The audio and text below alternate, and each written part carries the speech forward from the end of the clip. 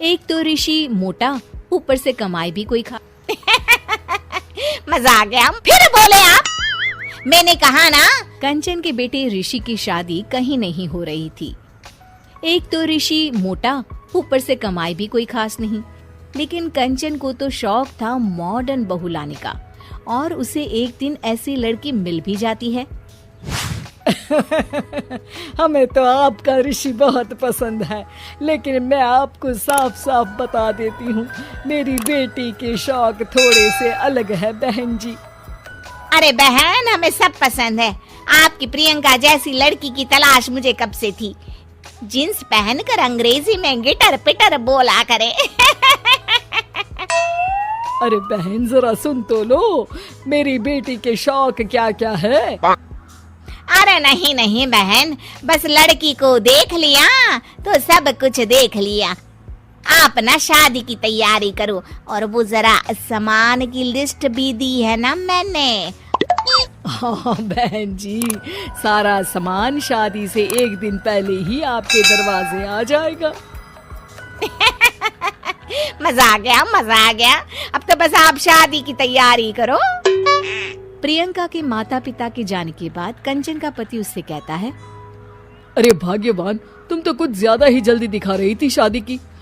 अरे बोलने तो देती, लड़की की माँ क्या बोलना चाह रही थी। अरे आप चुप रहिए जी, कुछ पता भी है आपको, बस मुफ्त में बोले जा रहे हैं। मेरी दोस्त शशि की बहू देखी, लंबी पतली और पढ़ी लिखी, हजारों में कमाई और संस्कारी भी। अरे पर जब वो मेरी बहू देखेगी तो जल भुन जाएगी। लेकिन तुम तो शादी ऋषि के लिए कर रही हो ना, या शशि के लिए? तुम्हारा लड़का कुछ कमाता भी नहीं है, और शरीर भी भगवान की दुआ से फूलता ही जा रहा है। फिर बोले आप हैं? फिर बोले आप? मैंने कहा ना, प्रियंका जैसी जींस पहनकर अंग्रेजी झाड़ने वाली बहू किस्मत वालों को ही मिलती है। चुप रहिए आप। पति के लाख कहने पर भी कंचन ऋषि की शादी प्रियंका से करवा देती है। लेकिन प्रियंका जैसे ही घर में आती है, वैसे ही जोर जोर से चिल्लाकर नाचने लगती है।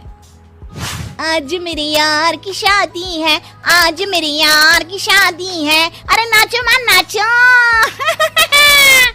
आज मेरे यार की शादी है। कंचन, उसका पति और ऋषि ये देखकर हैरान रह जाते हैं। लग रहा है बहू को शादी की बड़ी खुशी है। हाँ हाँ, बहू क्यों नहीं, हम भी नाचेंगे। अरे नाचो नाचो जी, मुंह क्या देख रहे हो, चलो चलो नाचो, बहू कह रही है। कंचन ये कहकर प्रियंका के साथ नाचने लगती है। ऋषि और उसके पिता वहाँ से चले जाते हैं।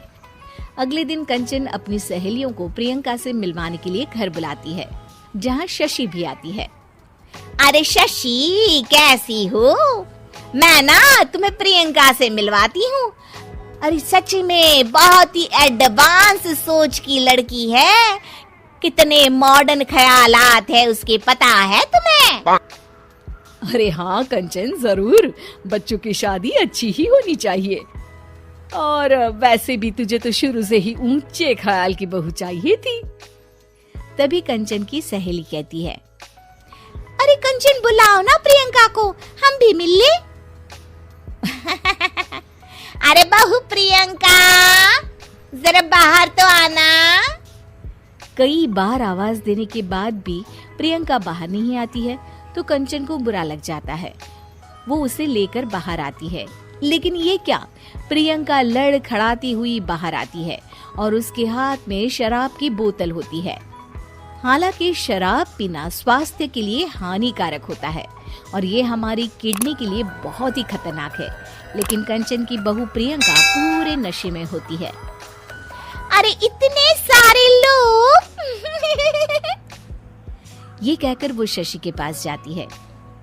आंटी जी, पत्ते खेलेंगी, पत्ते।